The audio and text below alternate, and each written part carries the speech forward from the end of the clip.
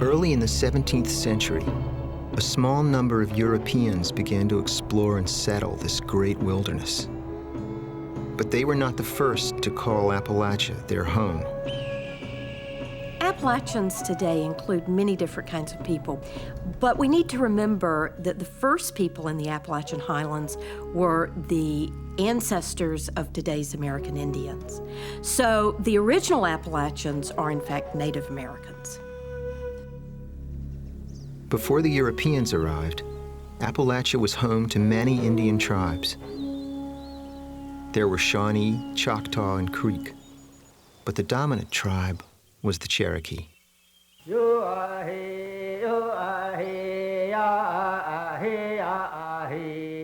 These were very complex cultures. They were grounded in a belief system that tied human beings to a particular place. Their view is that this is the land that was created for them, that this is the land where they belonged. The Cherokee were mostly farmers, settled in villages and growing crops in the garden. They were proud of who they were, but not only were they proud and very strong people, they were very intelligent. They call us a civilized tribe, which is fine, but they don't ever see us as being very warrior-like. You don't become part owner of 7 states by being meek and somewhat passive. One surprise for the newcomers was the authority that women had in the matrilineal Cherokee society. Women generally had control of the corn crop. That is, women had economic control of the staple of Cherokee life. Men lived in the households of their wives, and a man's heirs were his sister's children, not his own children. If a man from one clan married a woman in another clan, then he joined her clan and their children became members of her clan. Older Cherokee women were quite often a part of the council, so women had a great deal of autonomy, and they lost that as they became acculturated into the European society. Kinship was all important to the native people. If a member of one tribe was killed by a member of another, this was a cause for war.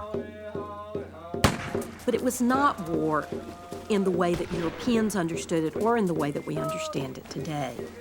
Southern Indians did not fight to conquer, to expand their kingdoms, or to inflict their own religion or ideology on other people. They went to war to avenge the death of kin. The Cherokee saw people as either relatives or enemies, but tradition allowed them to bring outsiders into the tribe. Captives taken in battle would be adopted into a Cherokee clan. The same was done with black slaves who escaped into Cherokee country. Some former slaves who escaped were treated as brethren, and they were able to become part of the tribe and dissipate over times of generation. Many European traders managed to join the local tribe in another way, by marrying Cherokee women.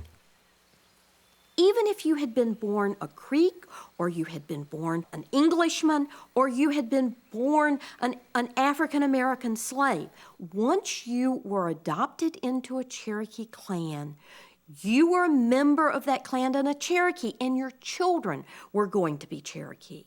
That is, race as Europeans came to understand it had very little meaning in 18th century Cherokee society.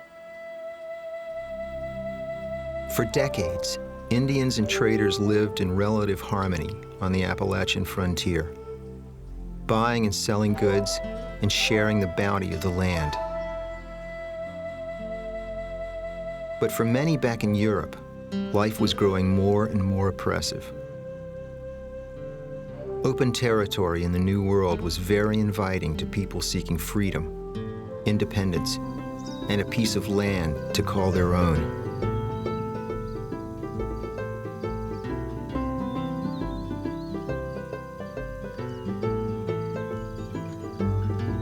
They were a grim, stern people, strong and simple, swayed by gusts of stormy passion, the love of freedom rooted in their heart's core. They were of all men best fitted to conquer the wilderness and hold it against all comers. Teddy Roosevelt.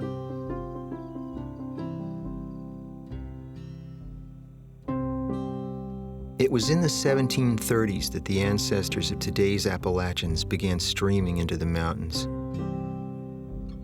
To escape hard times, they came from Germany, England, and Wales. But the group that would become most prominent in the mountains started their journey off the rugged coast of Northern Ireland. Oh, the day I parted away from you, in sorrow, grief, oh, and trouble too.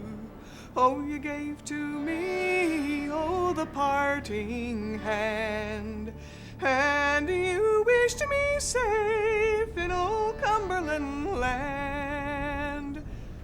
A bit of Irish history accounts for the Exodus. 100 years earlier, King James of England had grown tired of battling rebellious Scots in the lowlands. The king thought he could use the Scots as a hedge against the bothersome Irish, so he offered them free farmsteads in Ulster, in the north of Ireland. What better thing to do than to get some of the borderland Scots, who were always giving you trouble, to go over and whoop up on the Irish. So they took advantage of it, moved to Ulster, got farms, and they became known as Scotch-Irish. For about 100 years, the Scotch merged with the Irish. They mixed their words, they mixed their phrases, they mixed their horse racing love. They took, in many ways, the best qualities of both people. After a century in Ulster, the Scotch-Irish were suffering religious persecution, rising rents, and bad harvests. Tens of thousands moved on to a second migration to the New World. This hybrid culture took root in the southern mountain wilderness of Appalachia. Oh, but thank the Lord, good health we found.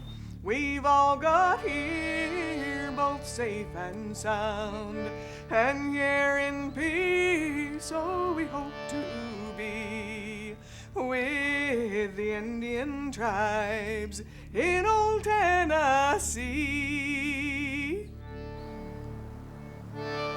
The Scots-Irish were very quick to be among the first settlers who actually made their permanent home in the mountains. Those mountains that had the funny smoky look in the morning.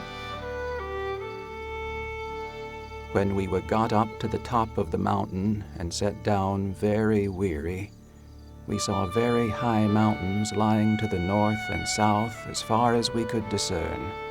It was a pleasing, though dreadful sight, to see mountains and hills as if piled one upon the other.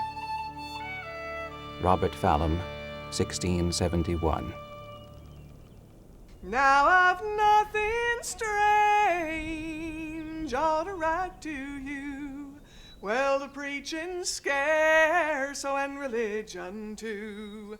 But we've better land and a fertile soil. We've got honey, milk, we've corn and oil. Once they made their permanent home in the mountains, they by no means were the only ones that settled in there, but they were the most colorful, most influential. You had the other mix of the Germans who came here. And the Germans are known for their orderliness and, their rules for everything and building really staunch barns out of material that will last.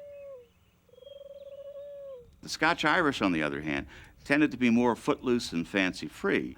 And the Scotch-Irish also were more hot-tempered than the Germans. And so when the Indians attacked, you wanted Scotch-Irish there because they were terrific fighters, But when the Indians weren't there, the Germans were just as happy not to have the Scotch-Irish around.